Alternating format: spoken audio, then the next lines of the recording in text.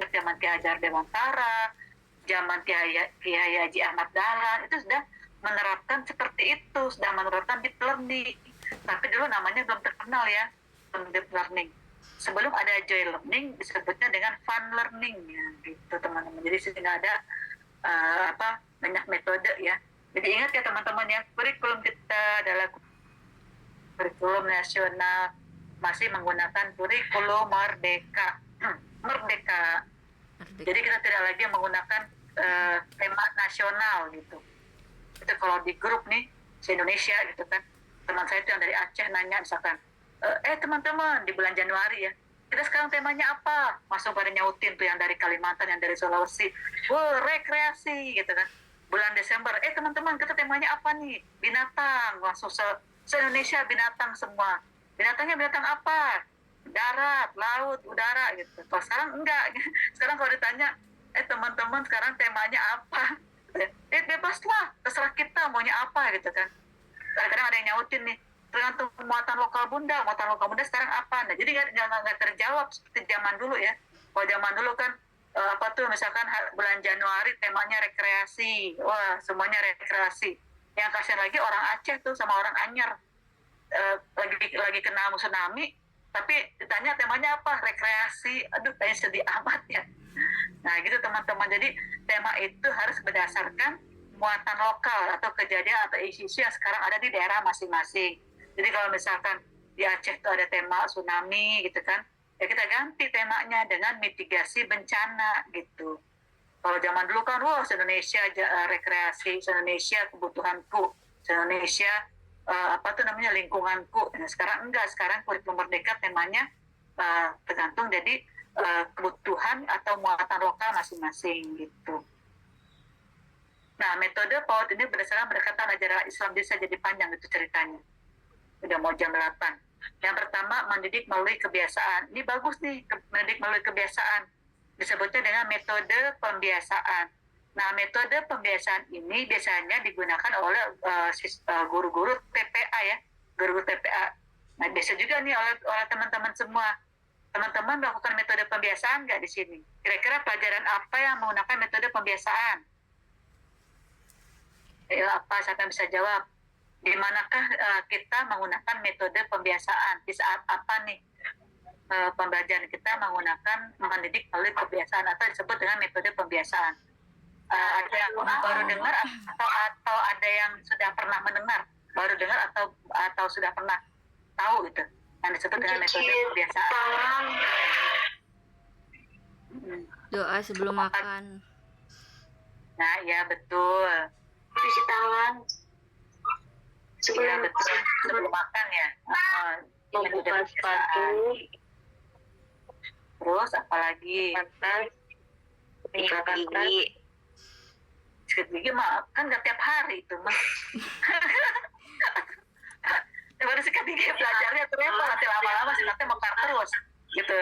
Jadi bukan takut giginya rontok, tapi gitu ya sikat.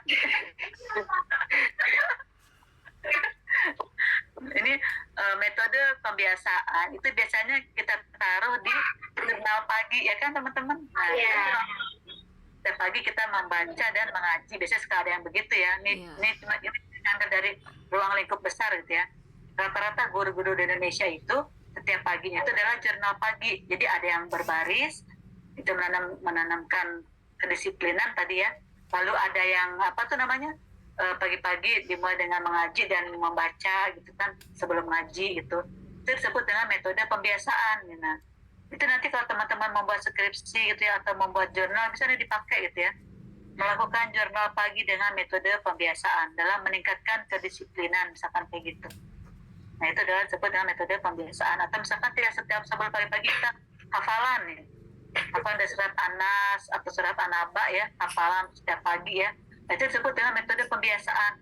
Kenapa disebut dengan metode pembiasaan? Ya agar anak-anak itu mudah mengikuti, target pencapaian cepat tercapai ya, gitu kan.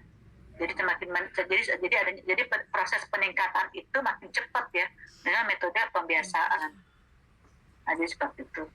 Yang kedua adalah metode mendidik melalui disiplin ya. tadi ya disiplin ya, pagi-pagi harus datang pagi, tidak boleh telat, disiplin. Terus disiplin sebelum makan cuci tangan, ketika mau makan baca doa, itu termasuk disiplin dan pembiasaannya hampir sama ya antara disiplin dengan metode pembiasaan. Lalu metode mendidik melalui pemeliharaan, ada kepencet apa ini? Nah, mendidik melalui pemeliharaan, itu mendidik melalui pemeliharaan dilakukan dalam masa di kandungan.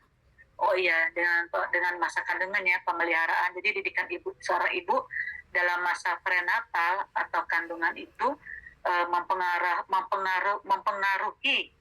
mempengaruhi sosial emosional anak dan kecerdasan anak ya, dari apa yang kita makan dan dari apa yang kita rasakan pada saat hamil itu.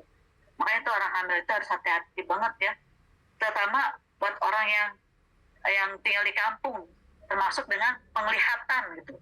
Jadi hati-hati dengan penglihatan ini, kalau ngeliat sesuatu yang aneh langsung amit-amit jabang bayi gitu ya, atau enggak langsung mulus-mulus deduk atau perut gitu ya, mulus-mulus perut, ada yang seperti itu gitu kan.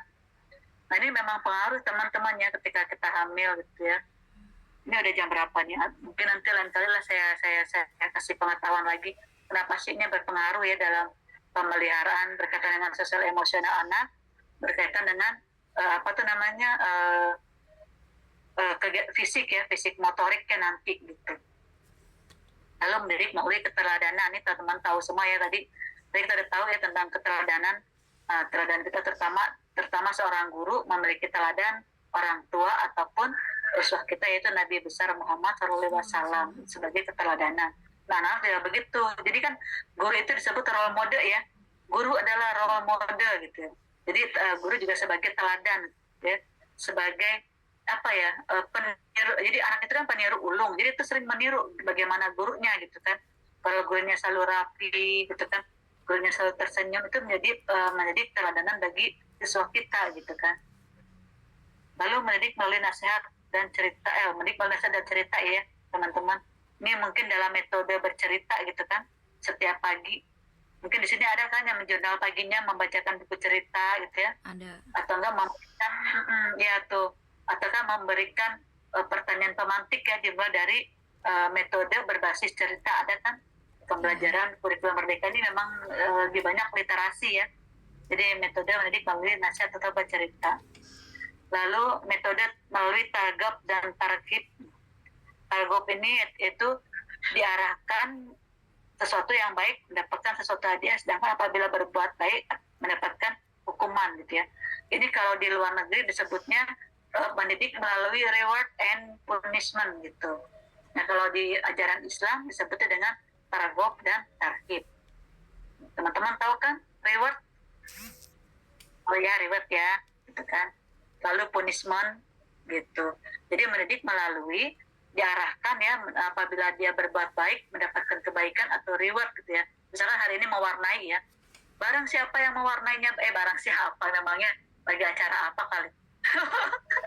Anak-anak gitu ya, saya lupa, biasa ngajar kewirausahaan gitu kan. Anak-anak ini kalau yang nanti mewarnainya bagus, nanti guru kasih hadiah. Nah itu kan disebut reward ya kan, hadiah nih gitu kan. Kalau yang nggak selesai belum boleh pulang, yang udah selesai boleh pulang gitu kan. Nanti bu guru kasih hadiah bintang di tangan atau enggak stiker tempel, itu disebut dengan reward gitu ya, atau targab kalau bahasa Islamnya. Lalu dengan punishment, misalkan dia tadi bilang misalkan ngomong kasar ya gitu kan. Nah sekarang lagi musim ya teman-teman ya, bahasa kasarnya sekarang kan anak tuh gampang banget bilang kata-kata jir gitu ya. Wah jir gitu. Itu udah jadi ini kok kata-kata kalimat ini kok jadi kebiasaan sih gitu ya. Itu juga pernah tuh terlontarkan anak saya ketika dia bermain sama teman-temannya sih, tapi kalau di rumah nggak pernah ya, di rumah nggak pernah masuk seperti itu. Tapi saya pernah ngeliat dia chat sama temannya, kena gitu loh, kena bahasa gituan gitu ya, seperti itu. Itu kan kita kan menyebut binatang sebetulnya ya, anjing gitu kan. Tapi kenapa sekarang kok jadi satu bahasa yang yang biasa gitu. Nanti biasanya kalau kayak gitu kan kita kasih punishment kepada siswa gitu ya. Itu biasanya saya punishmentnya dengan menjawab suruh istighfar gitu ya. Nggak boleh ngomong kayak gitu, istighfar 10 kali gitu. Kalau saya biasa seperti itu. Istighfar 10 kali, astagfirullahaladzim. Kita bantu tuh kalau dia nggak bisa. astagfirullahaladzim gitu ya, kalau nggak baca istighfar di pojok. Kalau masih ngomong kasar juga apa tuh namanya, kita suruh di belakang. Kalau kan kadang-kadang anak-anak tuh kadang-kadang ngomong dia pikir tuh lucu gitu ya, kayak misalkan kamu bau kayak misalkan, terus ngomong kentut terus ngomong terus gitu. Kadang-kadang suka begitu ya kata-kata anak-anak kan, suka dia niatnya polos tapi kita berupaya untuk apa tuh namanya memperbaiki agar dia tuh memiliki kebiasaan mengucapkan kata-kata yang baik. Nah biasanya kalau misalkan mereka mau kata-kata yang tidak baik, saya memberikan hukuman kepada mereka gitu ya, dengan cara beristighfar 10 kali gitu, atau beristighfar di pojokan. Udah nggak pernah dibilangin gitu kan. Jadi kamu kalau memang masih belum bisa baik, bisa dulu deh dari teman-temannya gitu kan. Coba di sana baca istighfar 10 kali, nanti kalau udah bisa baik, udah bisa tenang, baru boleh gitu kan kesini lagi gitu kan. Kalau nggak dia marah ya, ngamuk-ngamuk gitu kan, ngamuk-ngamuk di kelas, ya kita suruh istighfar gitu. Jadi kita pendekatan ajaran Islam ini memang sangat baik ya teman-teman semua gitu kan. Pendekatan yang ada beberapa pendekatan yang menurut ahli tapi menyimpang dengan pendekatan pembelajaran Islam. Nanti ada teori khususnya lagi ya teman-teman. Kayak semisal berkata jangan, kalau orang teori Barat kan jangan, kalau bisa tidak menggunakan jangan, kan? Tapi dalam hukum Islam tetap boleh menggunakan jangan, karena kan wah gitu ya, terhadap walakal jana itu kan kata-kata jangan gitu loh. Tapi dalam hukum Islam itu boleh menggunakan jangan, tapi dalam teori luar negeri kita mendidik untuk menggunakan kata jangan. Nanti kita bahas lagi di materi yang lain. Jadi seperti itu. Nah ini mata kuliah, bukan mata kuliah kita selanjutnya adalah, nah ini dia. Kita dengerin video berikut ini ya. Dengan duduk dengan anak berpahala, bersendagurau dengan anak berpahala, mengantar anak sekolah juga berpahala, membayar SPP-nya anak-anak dari TK, SD, SMP, SMA sampai perguruan tinggi, itu jelas deposito kita di akhirat. Makan yang kita berikan pada anak kita itu semua punya catatan. Artinya anak itu yang harus kita syukuri kepada Allah Subhanahu wa Ta'ala. Makanya orang tua yang bijak tidak akan banyak mengeluh tentang masalah anak. Sebab dia sadar betul, sesadar-sadarnya bahwa Allah ketika memberikan karunia anak, Allah sangat memahami betul bahwa kita orang tua ini sanggup memikulnya, sanggup untuk mengarahkan anak kita, mentarbiah anak kita. Sebab kalau tidak sanggup, Allah tidak akan berikan anak kepada kita.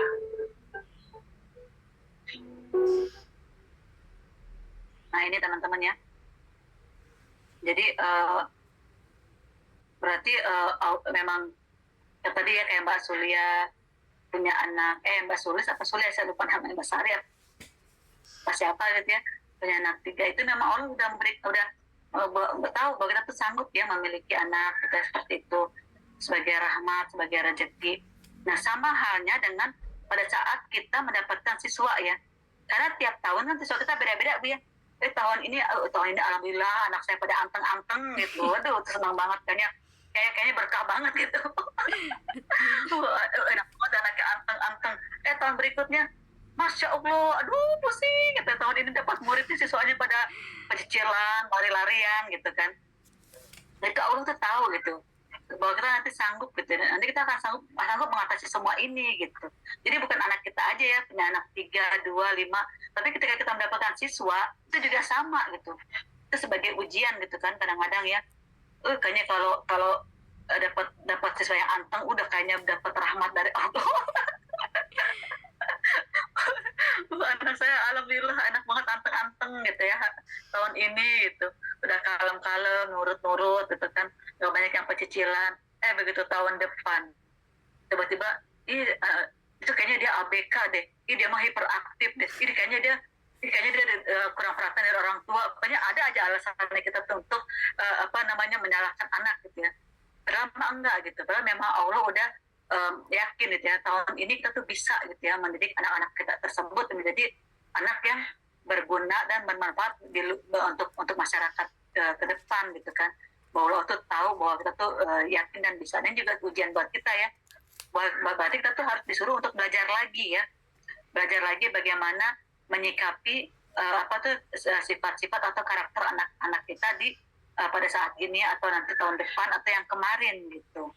Bahwa kita nanti dididik dicoba menjadi guru yang hebat gitu ya. Bahwa Allah akan meninggikan derajat seseorang ketika seseorang itu sudah mampu melewati ujiannya gitu kan. Jadi seperti itu. Jadi apabila kita hari ini murid kita, aduh masya Allah hari ini murid kita ini banget gitu ya, berat banget gitu. Tapi nanti enak ketika tahun depan atau misalnya ada orang yang curhat, Bu anak saya kok begini, kita bisa ya memberikan solusi itu, memberikan solusi. Oh iya saya juga tahun lalu dapat anak yang seperti ini, coba deh dengan cara begini. Nah, jadi kan otomatis derajat itu keangkat gitu ya. Jadi secara tidak sadar ketika kita memberikan solusi pada orang lain, bahwa Allah telah mengangkat derajat kita. Jadi kita ini seolah-olah seperti seorang guru gitu bagi orang tersebut di situ gitu. Jadi kita punya ilmu sendiri ya, ilmu berdasarkan pengalaman. Ini seperti itu teman-teman. Nah ini selanjutnya RPS kita. Baru nih RPS kita nih.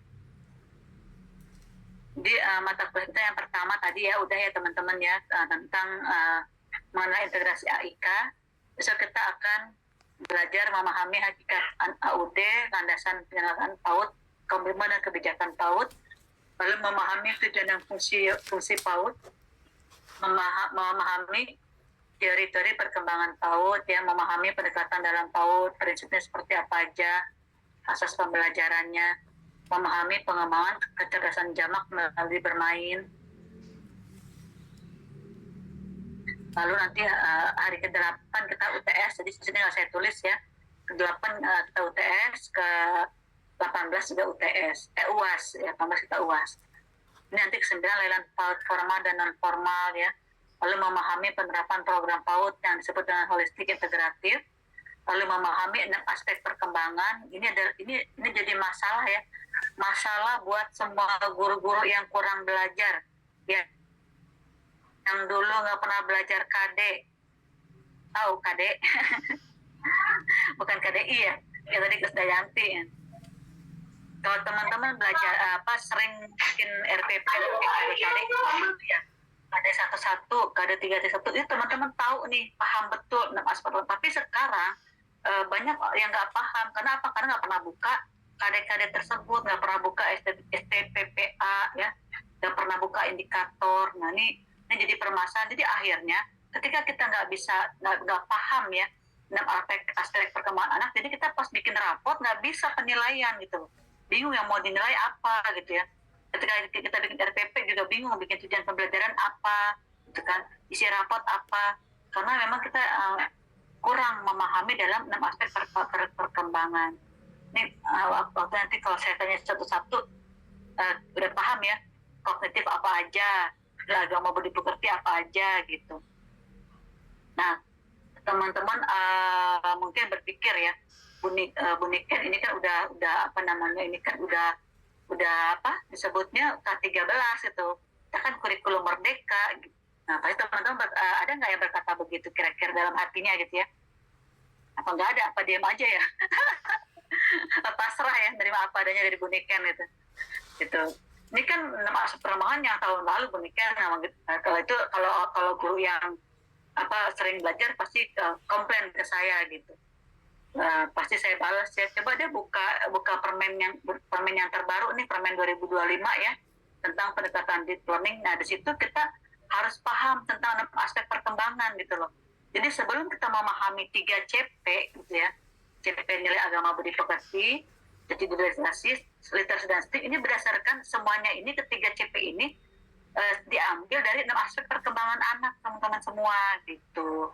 Jadi kalau teman-teman nggak paham 6 aspek itu apa, susah memahami 3 CP gitu.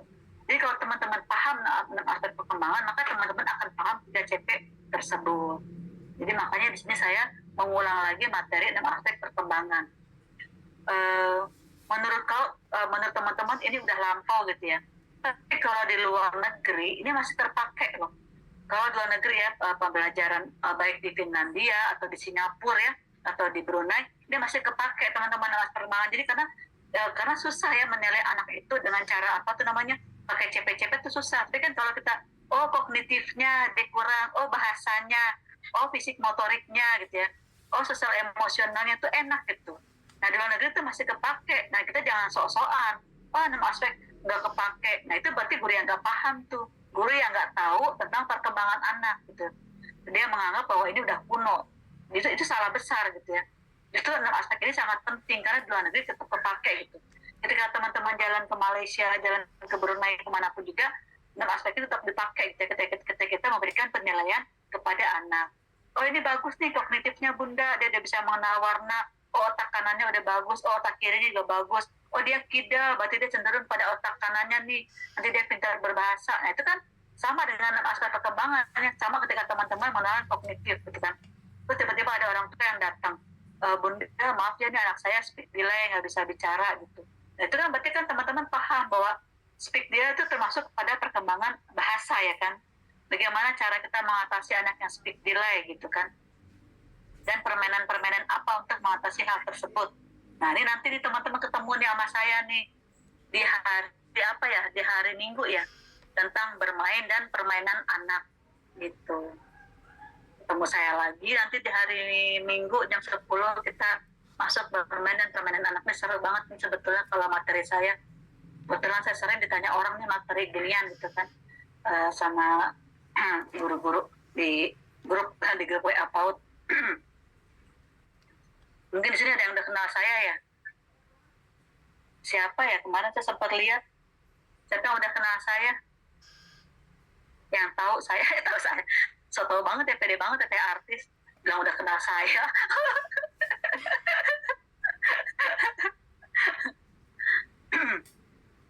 Gitu kan. Karena kayaknya ada deh di semester 1 gitu ya. Gitu masuknya lewat grup WA gitu. Jadi kalau yang pernah satu grup WA sama saya, dia paham karakter saya gimana gitu. Karena memang saya berkecimpung, jadi saya lebih kenal sama guru Indonesia dibandingin guru daerah sendiri gitu. Intinya kayak gitu teman-teman semua. Jadi teman-teman yang biasa pernah buka Facebook Niken Yanik Samad atau pernah Instagram gitu, jadi nah saya dimasukin tuh sama guru-guru di beberapa teman di grup WA. Jadi WA saya banyak ya teman-teman, itu grupnya satu WA-nya 10.000 orang itu ceritanya. Nah ini jadi selanjutnya teman-temannya, sebelum kita akhiri ya materi kita kali ini, kita mulai dengan suatu video lagi. Tadi saya bilang ya ini memang gaya mengajar saya kayak gini teman-teman. Jadi saya butuh suatu motivasi untuk memberikan motivasi juga kepada teman-teman semua. Kira-kira hari Ahad teman-teman bisa nggak ya jam 10? Saya pengennya sih kayak gini nih malam gitu. Mungkin hari Ahad nggak apa-apa ya kita ya hari Ahad jam 10.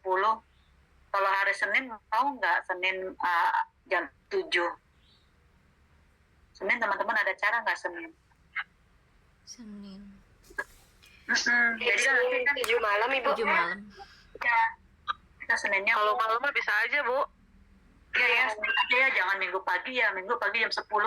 Kayaknya kalau Minggu tuh gimana ya, anak-anak lagi libur gitu ya. Tiba-tiba saya juga ngajar gitu. Jadi kan kita Senin ya, ganti ya, walaupun gitu. Setiap hari Senin Bu ya? Ya, pada Senin aja ya. Senin sama Jumat ya?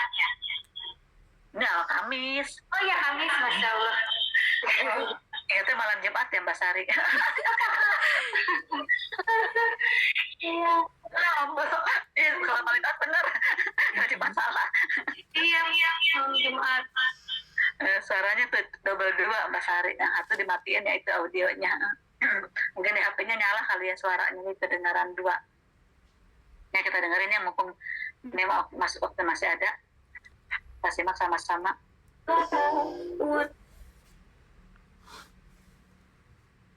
Macet ya. When you say I'm just a friend to you, Kalau teman-teman pegang nanti ngajar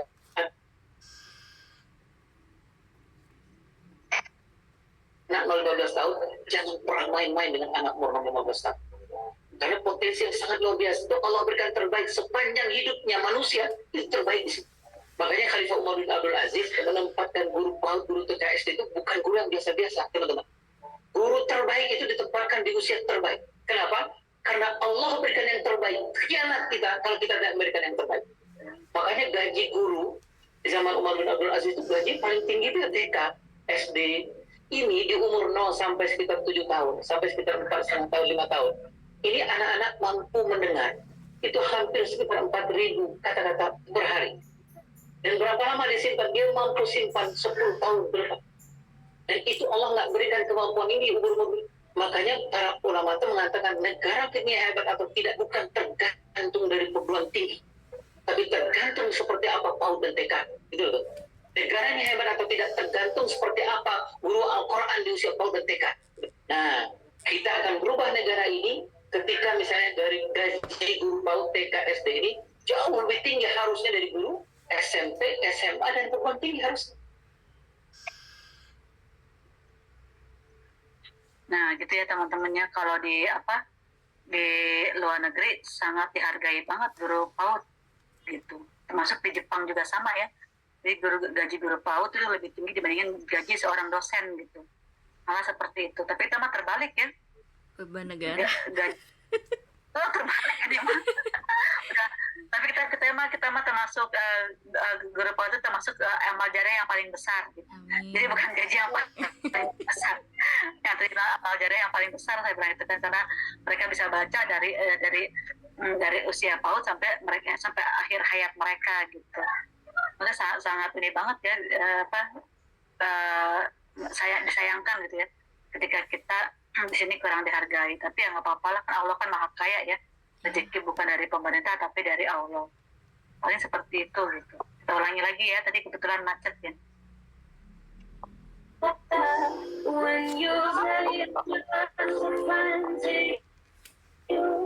Kalau teman-teman pegang nanti ngajar anak 0-15 tahun, jangan pernah main-main dengan anak umur 15 tahun. Karena potensi yang sangat luar biasa itu Allah berikan terbaik sepanjang hidupnya manusia, itu terbaik. Makanya Khalifah Umar bin Abdul Aziz menempatkan guru PAUD, guru TKSD itu bukan guru yang biasa-biasa, teman-teman. Guru terbaik itu ditempatkan di usia terbaik. Kenapa? Karena Allah berikan yang terbaik. Khianat kita kalau kita tidak memberikan yang terbaik. Makanya gaji guru di zaman Umar bin Abdul Aziz itu gaji paling tinggi itu TK, SD. Ini di umur 0 sampai sekitar 7 tahun, sampai sekitar 4,5 tahun, 5 tahun. Ini anak-anak mampu mendengar. Itu hampir sekitar 4.000 kata-kata per hari. Dan berapa lama disimpan? Dia mampu simpan 10 tahun berapa.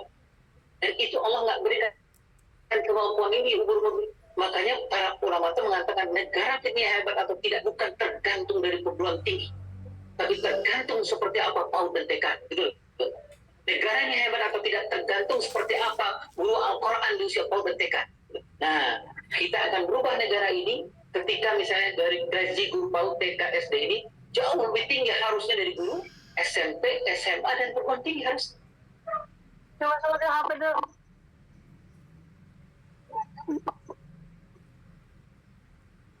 Baik teman-teman semua, inilah materi kita hari ini tentang konsep PAUD, dan itulah diri saya, CR diri saya. Tapi kita bisa tetap kuliah ya, hari pertama tetap di hari Minggu dulu ya kuliahnya ya. Mudah-mudahan di hari Minggu itu kondusif ya teman-teman semua nih, terutama yang pada punya anak, yang kayak hari libur, yang pada arisan, diantar dulu arisannya, yang biasa ya kan, nah ikut arisan, yang ke rumah emak, tak dulu mak mau belajar dulu mak gitu kan, yang bisa ke rumah mertua gitu kan, di hari Minggu tahan dulu ya, kita kuliah dulu gitu kan, kita nuntut ilmu mak gitu, karena pahala menuntut ilmu sama dengan pahala kita sedang berjuang ya, berjuang apa ya, berjuang apa ya, pokoknya kalau mati itu mati syahid lah gitu. Berjihad. Sebut berjuang apa deh? Oh iya berjihad, kok malah berjuang sih. Jadi pahala kita tuh, mak saya sedang berjihad, sedang berjihad mak. Ini juga sambil masak gitu kan, sambil ngajarin entong gitu kan. sambil ngajarin si Ujang gitu kan, nemenin main gitu. Jadi kayak gitu teman-temannya. Nah, nanti kalau minggu berikutnya hari apa ya? Senin tanggal 21 ya, kita nanti kuliah lagi ya berarti ya.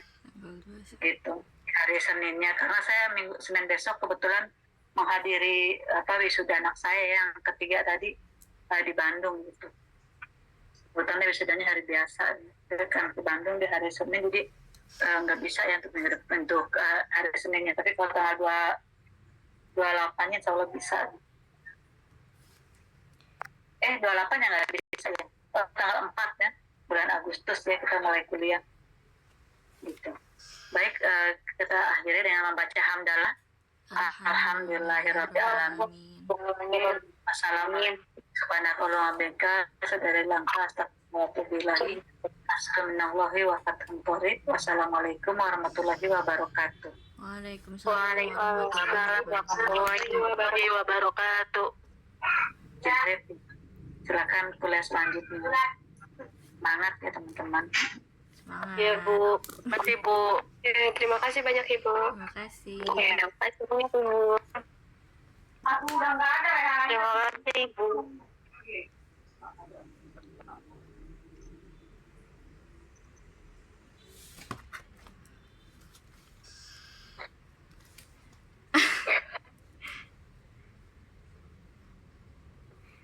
Semangat. Ini kita langsung kedua nih Kak. Iya kali. Gimana nih? Coba di... Nggak tahu nih gimana.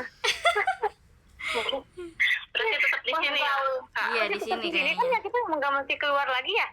Enggak, paling nanti kita ngechat Japri ke Pak Wahyunya dulu kali ya? Dosennya. Udah Udah. belum? Kak Sari udah belum? Tapi bukannya itu gabung ya? Oh gabung emang ya? Gabung sama. Sama apa tuh PGSD, GBI.